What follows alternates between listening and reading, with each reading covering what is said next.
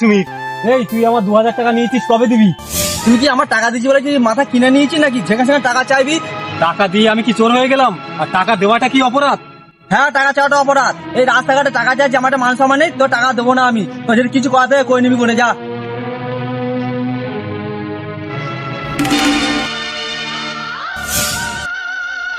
সুমিত, হ্যাঁ বল।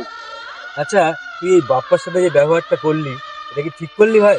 কেন তুই হঠাৎ এই কথা বলছিস? যখন তোর বিপদ ছিল, সবার কাছে টাকা চেয়ে বেরিয়েছিস, কেউ তোকে টাকা ধার দেয়নি। এই ছেলেটাই তোকে টাকা ধার দিয়েছিল। এখন ওর বিপদ, ও তোর কাছে টাকাটা চাইছে। সত্যি কি ও অপরাধ করেছে ভাই? ওর কি বিপদ জানিস? আমি শুনছিলাম।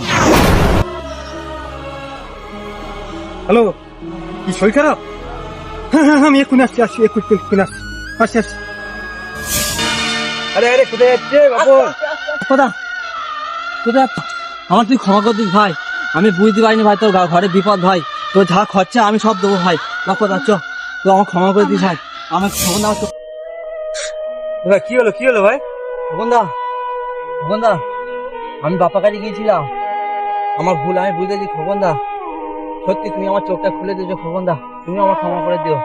আমি এই ভুল আর করবো না কারোর সঙ্গে। বুঝতে পারো?